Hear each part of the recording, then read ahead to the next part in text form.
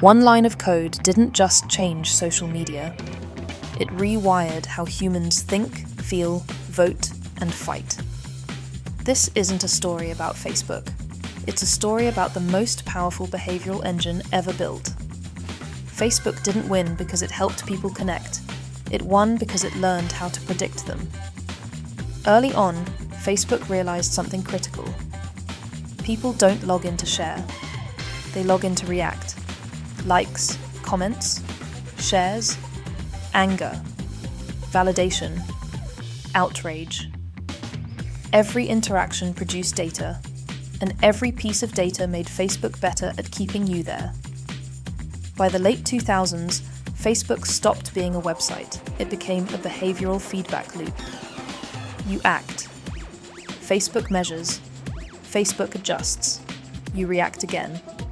And the loop tightens. The turning point was the newsfeed. Before it, Facebook was static. After it, Facebook became alive. The feed wasn't showing you what your friends posted. It was showing you what you were most likely to engage with. At first, this felt harmless. Photos, updates, life moments. But the algorithm learned something uncomfortable very quickly. Content that triggers emotion beats content that informs. Not happiness, not joy. Strong emotion, anger, fear, tribal loyalty, moral outrage. The algorithm didn't choose this, it discovered it. And once discovered, it was impossible to unlearn. From that moment on, Facebook faced a choice: slow the system down, or let it optimize freely. It chose scale. Because the algorithm wasn't just ranking posts anymore, it was shaping attention. What you saw determined what you thought about. What you thought about determined what you talked about. And what you talked about determined what spread next. Over time, Facebook optimized for one thing above all else: engagement. Not truth, not accuracy, not social cohesion. Engagement. If a post kept you scrolling, it was rewarded. If it made you comment, it was boosted. If it made you argue, it spread faster.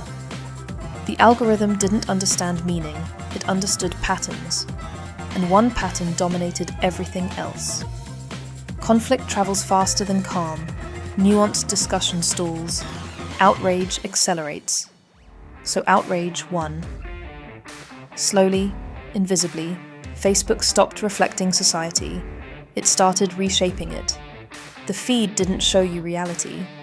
It showed you a version of reality optimized for reaction. Over time, Facebook didn't just show people content they liked. It showed them content that confirmed who they already were. Beliefs hardened. Opinions radicalized. Opposing views disappeared. Because nuance doesn't keep you scrolling. This is where things became dangerous. Not because of malicious intent, but because of scale without restraint. No one sat in a room and said, "Let's destabilize society." This system wasn't evil. It was indifferent.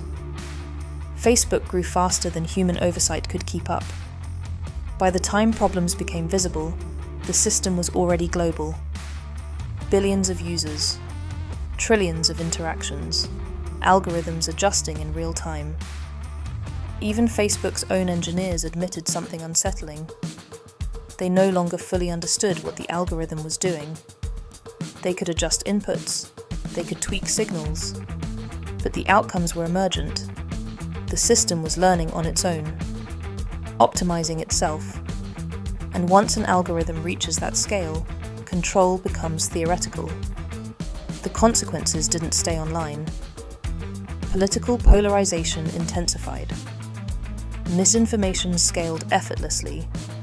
Emotional narratives outperformed facts. A rumor in one country could reach millions in hours. A lie could spread faster than a correction ever could. Not because people were worse, but because the system rewarded speed over accuracy. Facebook didn't create these problems, but it amplified them with machine efficiency, and the algorithm didn't care. because attention was the product and behavior was the raw material. Over time, Facebook tried to respond. More moderators, more content rules, more artificial intelligence to police the system. But none of those changed the core incentive.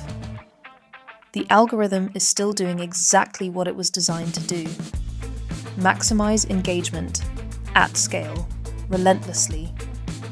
To truly change Facebook would require sacrificing growth, reducing time spent, accepting lower revenue.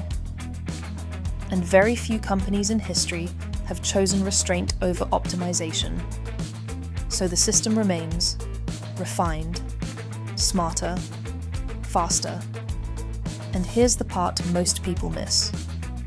Facebook's algorithm didn't stay on Facebook. It became the blueprint. Every major platform now uses a variation of the same logic. Rank content. Optimize for engagement. Let the machine decide. The question is no longer whether this algorithm changed the world. It's whether the world knows how to live with it. Because if you want to understand the modern internet, you don't study social media. You study the code that decides what you see.